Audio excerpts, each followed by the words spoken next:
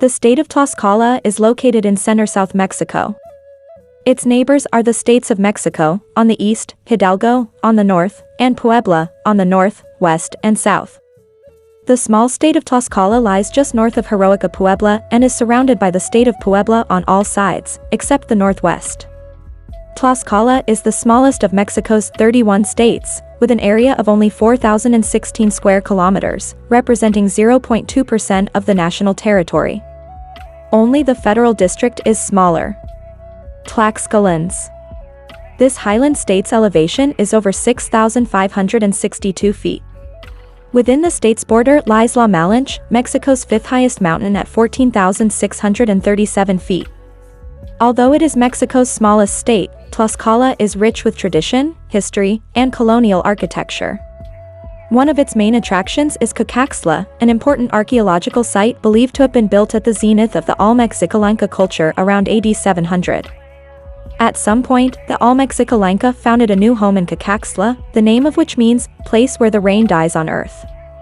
The city reached its peak between 650 and 900 AD, however, after 900, the Olmec Xicalanca culture fell into decline and was replaced by the Teo-Chichimecas, also known as Náhuatl Tlaxcalans.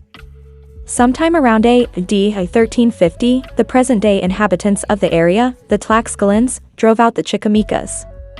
Defeating the opposition, the Tlaxcalans moved into the Cholula region and set up an autonomous Tlaxcalan state. During the following decades, they made war with and subdued many of their neighbors. In time, the Tlaxcalans came up against the powerful Mexica Indians, who inhabited the Valley of Mexico to the west. Starting in 1325, the Mexica, who spoke Náhuatl and inhabited the Valley of Mexico to the northwest of what is now Tlaxcala, had begun spreading out from their base of power in Tenochtitlan, located 76 miles northwest of the present city of Tlaxcala. The Mexica and their powerful Aztec empire subdued neighboring city-states and compelled their new subjects to surrender part of their production as tribute. By 1440, the Mexica had spread their influence as far south as Guatemala. As the Mexica spread out from their base of power in Tenochtitlan, the Tlaxcalans became their traditional enemies. The Tlaxcalans and Mexica shared a common origin, both speaking the Náhuatl language. Both the Tlaxcalans and the Mexica belonged to the Aztec culture, looking back to the legendary Aztlan, place of the herons, as their ancestral homeland in the northwest. In 1519, the Aztec Empire was the most powerful Mesoamerican kingdom ever.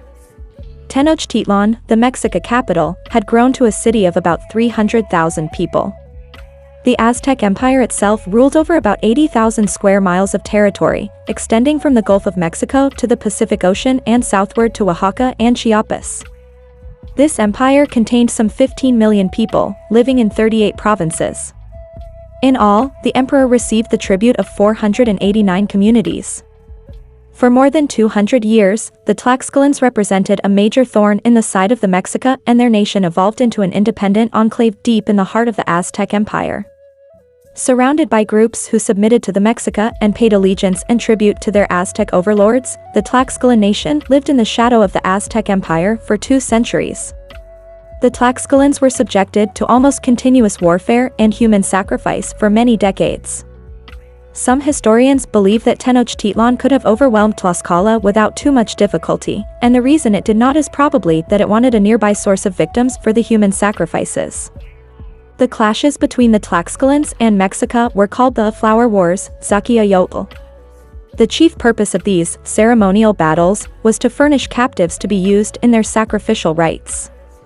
It is likely that both the Mexica and Tlaxcalan also saw war as a convenient way of testing and training young warriors for future wars. During this time, it was a common belief in central Mexico that offering human sacrifice to their gods would ensure the continued movement of the sun and hence the other processes needed to maintain life. A perpetual state of war. In effect, the Aztecs maintained an almost perpetual state of war with Tlaxcala, but never actually conquered it. Because of their economic isolation, the Tlaxcalans had no cotton with which to make their clothes.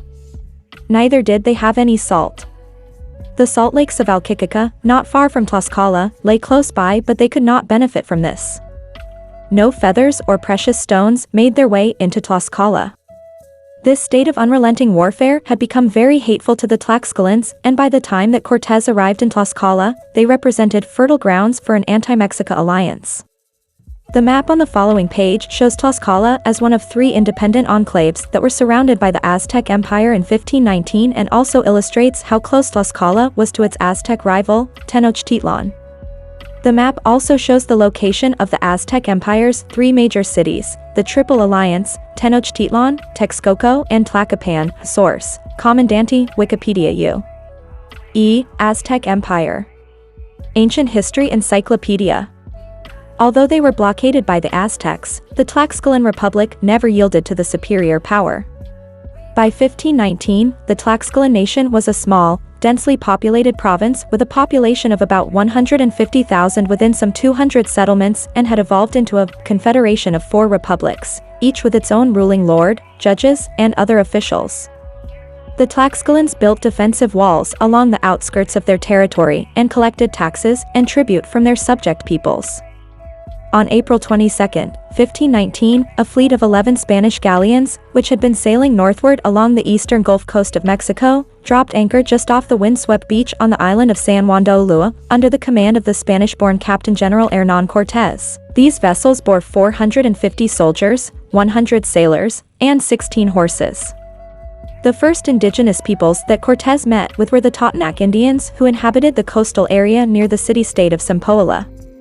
Although this town of 14,000 was subject to the Aztec Empire, Cacique Chief Tlacopan and his people offered a warm welcome to Cortés, expressing the hope that the Spaniards may help them to gain independence from their Mexica overlords.